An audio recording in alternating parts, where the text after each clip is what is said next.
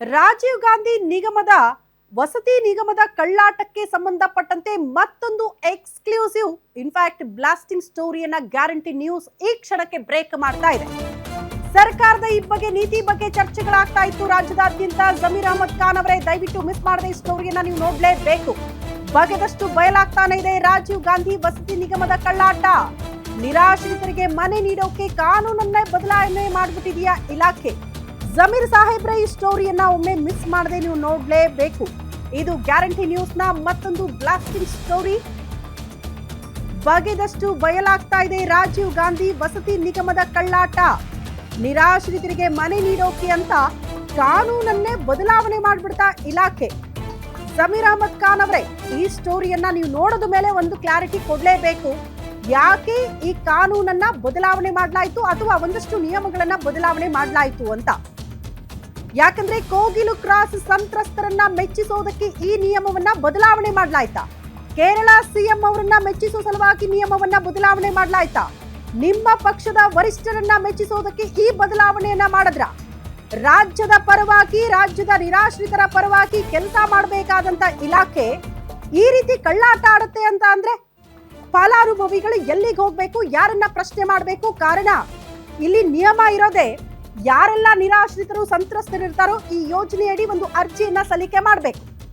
ಅರ್ಜಿಗಳ ಪ್ರಕಾರನೇ ಮನೆ ಹಂಚಿಕೆ ಆಗಬೇಕು.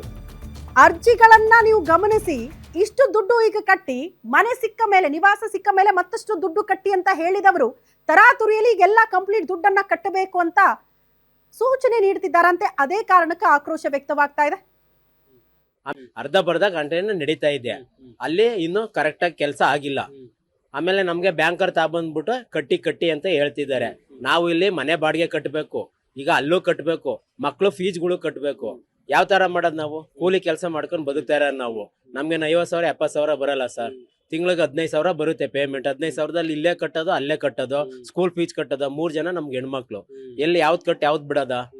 ಹೆಂಗ್ ಜೀವನ ಮಾಡೋದು? ಸರ್ಕಾರಕ್ಕೆ ಇದ್ದಾರ ಜ್ಞಾನ ಬೇಡವಾ? ಬಡವ್ರು ಇಂಥವ್ರು ಇರ್ತಾರೆ. ಮೊದಲು ಬಡವ್ರಿಗೆ ಏನೇನು ಅವ್ರು ಏನ್ ರೂಲ್ಸ್ ಹೇಳಿದ್ದಾರೆ ಅದ್ ಮಾಡ್ಕೊಟ್ರೆ ನಾವು ಕಟ್ಬೋದು. ಅರ್ಧ ಬರ್ಧ ಗಂಟೆನ ನಡೀತಾ ಇದೆ, ಅಲ್ಲಿ ಇನ್ನು ಕರೆಕ್ಟ್ ಆಗಿ ಕೆಲಸ ಆಗಿಲ್ಲ. ಆಮೇಲೆ ನೋಡಿ, ಇದು ಪರಿಸ್ಥಿತಿ. ಫಲಾನುಭವಿಗಳು ಅರ್ಜಿ ಸಲ್ಲಿಕೆ ಮಾಡಿ ವರ್ಷಾನುಗಟ್ಟಲೆ ಕಾಯ್ತಾ ಇದ್ದವರು ಸ್ವಲ್ಪ ಅಮೌಂಟ್ ಅನ್ನ ಇನಿಷಿಯಲ್ ಆಗಿ ಕಟ್ಟಿಸ್ಕೊಂಡಿದ್ದಾರೆ. ಯೋಜನೆಗೆ ಸಂಬಂಧಪಟ್ಟಂತೆ ಕಟ್ಟಿದ್ದಾರೆ ಇವರು ಕೂಡ. ಇವತ್ತಲ್ಲ ನಾಳೆ ಮನೆ ಸಿಗುತ್ತಲ್ವಪ್ಪ ನಮಗೆ ಅಂತ.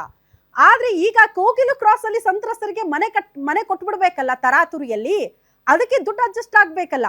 ಆ ಕಾರಣಕ್ಕೆ ನಿಜವಾದ ಫಲಾನುಭವಿಗಳಿಗೆ ಸೂಚನೆ ಕೊಡೋದು ಇವರು. ಈಗಲೇ ದುಡ್ಡು ಕಟ್ಬಿಡಿ, ಕಂಪ್ಲೀಟ್ ದುಡ್ಡು ಕಟ್ಟಬೇಕು, ಇಲ್ಲ ಮನೆನೇ ಸಿಗಲ್ಲ ನಿಮಗೆ ಅಂತ ಹೆದರಿಸೋದು ಬೆದರಿಸೋ ಕೆಲಸಗಳಾಗ್ತಾ ಇದೆ ಸೂಚನೆ ಕೊಡೋ ಮೂಲಕ. ಪಾಪ ಈಗ ಅವ್ರು ಮಾತಾಡ್ತಿದ್ದಾರೆ, ಇಲ್ಲಿ ಬಾಡಿಗೆನೂ ಕಟ್ತಿದೀವಿ, ಇವತ್ತಲ್ಲ ನಾಳೆ ಮನೆ ಸಿಗುತ್ತೆ ಅಂತ ಅಲ್ಲೊಂದು ಸ್ವಲ್ಪ ದುಡ್ಡು ಹಾಕ್ಬಿಟ್ಟಿದ್ದೀವಿ, ಮಕ್ಕಳ ಸ್ಕೂಲ್ ಫೀಸು ಜೊತೆಗೆ ಜೀವನ ನಡೆಸಬೇಕು, ಹೆಂಗೆ ಹಿಂಗಾದ್ರೆ ಅನ್ನೋದನ್ನ ಅವ್ರು ಪ್ರಶ್ನೆ ಮಾಡ್ತಿದ್ದಾರೆ. ಇದು ಒಬ್ಬರ ಅಳಲಲ್ಲ, ಬಹುತೇಕ ಫಲಾನುಭವಿಗಳಿಗೆ ಇದೇ ರೀತಿ ಸೂಚನೆ ಹೋಗ್ತಾ ಇದೆ ಅಂತೆ ಇಲಾಖೆಯ ವಿಚಾರಕ್ಕೆ ಸಂಬಂಧಪಟ್ಟಂತೆ. ಹಂಗಾದ್ರೆ ಇದ್ದಂತ ನಿಯಮಗಳನ್ನ ನೀವು ಏಕಾಏಕಿ ಬದಲಾವಣೆ ಮಾಡಿದ್ಯಾಕೆ? ಇರೋ ನಿಯಮ ಏನು? ಇನಿಷಿಯಲ್ ಆಗಿ ಇಂತಿಷ್ಟು ಪರ್ಸೆಂಟೇಜ್ ದುಡ್ಡು ಕಟ್ಕೊಳ್ಬೇಕು, ಆಮೇಲೆ ಮನೆ ಸಿಕ್ಕ ಮೇಲೆ ಫಲಾನುಭವಿಗಳಿಂದ ಮತ್ತಷ್ಟು ದುಡ್ಡನ್ನ ಪಡೆದುಕೊಳ್ಬೇಕು ಅಂತ. ಬಟ್ ಈಗ ತರಾತುರಿಯಲ್ಲಿ ಅಷ್ಟು ಅಮೌಂಟ್ ಕಟ್ಟೋದಕ್ಕೆ ನಿಯಮ ಜಾರಿಗೆ ತಂದವ್ರು ಯಾರು? ಯಾರ ಅನತಿಯಂತೆ ಜಾರಿಗೆ ತಂದ್ರಿ? ಯಾರನ್ನ ಮೆಚ್ಚಿಸೋ ಸಲುವಾಗಿ ಇನ್ನೊಬ್ಬರಿಗೆ ನೀವು ಸಮಸ್ಯೆ ಮಾಡ್ತಿದ್ದೀರಿ ಅಂತ ಆದ್ರೆ ಜನ ಇದನ್ನ ಪ್ರಶ್ನೆ ಮಾಡಬಾರ್ದ? ವಲಸಿಗರ ಬಗ್ಗೆ ಇರುವಂತಹ ಪ್ರೀತಿ ನಮ್ಮಲ್ಲಿ ಮೂಲವಾಗಿ ಪಾಪ ಕರ್ನಾಟಕದಲ್ಲೇ ಹುಟ್ಟಿ ಬೆಳೆದು ಇಲ್ಲೇ ಬದುಕು ಕಟ್ಕೊಂಡು ಯಾವ್ದಾವ್ದೋ ಕಾರಣಗಳಿಂದ ಮನೆ ಮಠ ಕಳೆದುಕೊಂಡು ಬದುಕು ಕಟ್ಕೊಳ್ತಾ ಇರೋರ ಬಗ್ಗೆ ಒಂದು ಕಾಳಜಿ ಬೇಡವಾ? ಜಮೀರ್ ಅಹಮದ್ ಖಾನ್ ಅವರೇ, ದಯವಿಟ್ಟು ಇದ್ರ ಬಗ್ಗೆ ಕ್ಲಾರಿಟಿ ಬೇಕಲ್ಲ.